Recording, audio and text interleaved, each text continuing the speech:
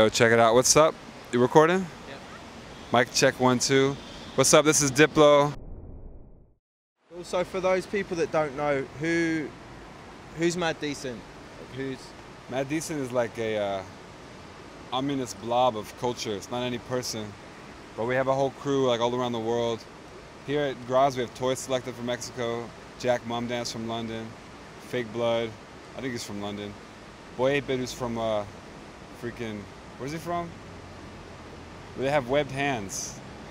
It's like a beach town. might be up north somewhere. Nah, it's the south. Oh, down south. Beach hands. Devon, Cornwall. Cornwall. Good choice. We got Boy 8-Bit from Cornwall representing the Cornwall Massive.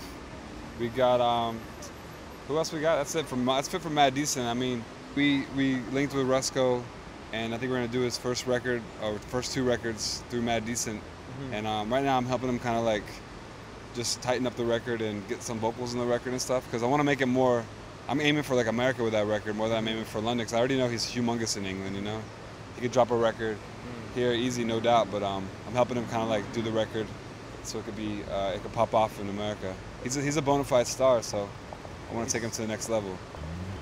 Obviously, I mean, you're from Philly, right? The States. Yeah. How have you got this tight link up with a big London network and a UK network? What drew you to that, and why is it working for you? Because it hasn't really been done before. I guess, you know, remember, there was a grime night back in the day at Fabric that my boy Dan Stacy put on, and I was I was like the bridge between like grime, and I was a big Southern DJ down in Philly. We had like a party called Holotronics that mixed a lot of the crunk joints with pop music and clubs tracks and everything. And Dan liked our mixtapes and our style, so he brought me over to kind of do like a bit of a crossover. I was DJing with Semtex and these kids, and I was always like showing and proving. I was playing vinyl back then, trying to do as much as I could to really kind of integrate what I do in American music and British music and the rave culture. And I just stayed with it, met a bunch of cool kids. I linked with Switch. We worked on MIA's record together. And in Swindon as well, we had that. I used to play his party at Fabric. What's that called? Get Familiar? Get Familiar, yeah. And then Annie Mac started linking with Mad Decent, the label. And I think the British kids just got into it. And right now, like, there's a real integration between like our American crew, like Trouble and Bass. Because Trouble and Bass is a label, but it's, you know, it's more like culture and just a couple 12 inches. I wanted to develop Trouble and Bass as an act at one point, and Luca, he's actually gone on to do some crazy shit. I think he's gonna sign with a major. Drop the line. Yeah, right? it's dropped the line. But he's like family. Like, if it wasn't for those guys like putting that sound in New York, we wouldn't have much of a scene going on there. That's not even the same as the Dub Wars guys that have the dubstep parties in New York City. But I just been going to London and just experiencing what was going on for a long time. Like, back and forth. I had a girl that lived here. I visited her and went to see, you know, those dubstep nights at the church in Brixton. The DMZ. Yeah. So I would see the DMZ. I was just being to what was going on. Like, I met Lofa through my booking agent, and just like vibed with those kids. I just feel like those guys are, as long as kids are open-minded, like Mum Dance, for instance, really breaking down the walls between like what's got to be club and what's true, what's techno. He just does what's good, you know. Throw a little bit of reggae influence in there, a little club, a little bit of old school influence. So I'm into this this idea that like British kids can really, you know, mash up everything. And you guys have a support system here with the radio, playing new music all the time. In America, we don't got feeding that. Through from the pirate circuit. Exactly, and in America now, we don't have like radio pushing it, but like artists like MIA, like we broke to like a top 2 record in America with that, and it's like we kind of crossed some barriers. And I do mixes for big acts like, you know, Britney Spears and John Legend. I'm trying to like integrate our scene into like the pop scene and kind of like break down the walls and make it so we can do anything. I mean, where do you call home now? Obviously, it's this big London connection, and even further afield. I'm always bouncing around. Like, I did a lot of work in Brazil, Australia, London. I stay in Philly still. We have the label there. But I'm touring a lot to promote Mad Decent. A lot of times I'm in LA working, or Philly working, and other than that, you know, going to the beach, whatever I can do, man. So who's doing it for you now?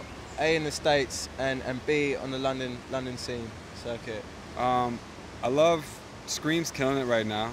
Like, every mix he does is just like bigger and bigger and crazier. He's really like crossover with that LaRue mix. Yeah. And we tried breaking that as well in the States. We gave that out to DJs, and I think a lot of kids are obsessed with that track. In the States, I like this underground house movement that's going on in California called Dirty Bird. You know Claude Von Stroke and his crew? Yeah. Claude's more of a mainstream, but there's kids like the Martin Brothers. Okay. They're doing like a really cool house scene. It's a lot like Jesse Rose, Made to Play kind of style. It's like deeper thing going on. Trouble and Bass, my crew. Black Star was one of the producers on Mad Decent that's always coming up with crazy ideas and doing crazy tracks. In fact, Jack Beats just did a mix of a Black Star song I did, Get Off, that's just out of control. One of the biggest tunes right now. What else is going on?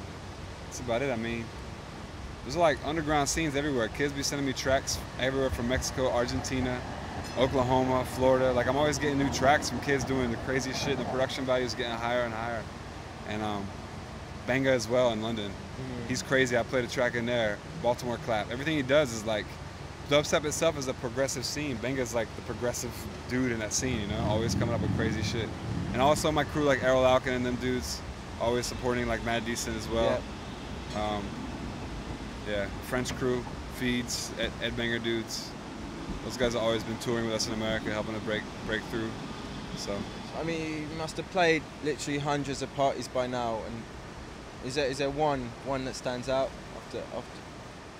You know, I had my birthday party in Philly recently. I did a U.S. tour for Mad Decent. We played for like 1,500 kids, and it was my birthday, and it was just like insane. People hanging from the rafters. We had free pizza for everybody. It was like a pizza party because we had a dancing pizza on tour. I don't know why or what the concept was, but that was my manager come up with that. So it's a bit like what's it? The Dante's fried chicken. Yeah, we've had that. Had that at home when they're giving out the chicken. And yeah, Dante's cool. He's seen too. He was like the first guys to bring Black Star and Rai up to New York. Yeah. And even Rai Rai's doing big things now, you know. She's doing an album, moved on to a bigger label, so that's good for us.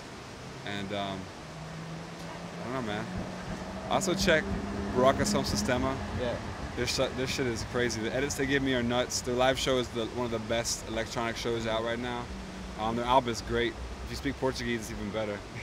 Do you speak Portuguese? I speak a little Portuguese, but that stuff on there is like some Angolan, Africanized Portuguese. Maybe you'll learn a new dialect. Yeah, that's pretty intense. I got enough. I'm trying to just to keep up with my MySpace. I don't know if I get a chance to learn new languages. MySpace, Facebook, or Twitter? Twitter, 100% right now. I'm running the Twitter game, but MySpace is good because I connect with artists a lot. You know, like I got connected to like hip hop mainstream rappers through MySpace or producers that want me to do mixes. It's a really easy way for people to link up.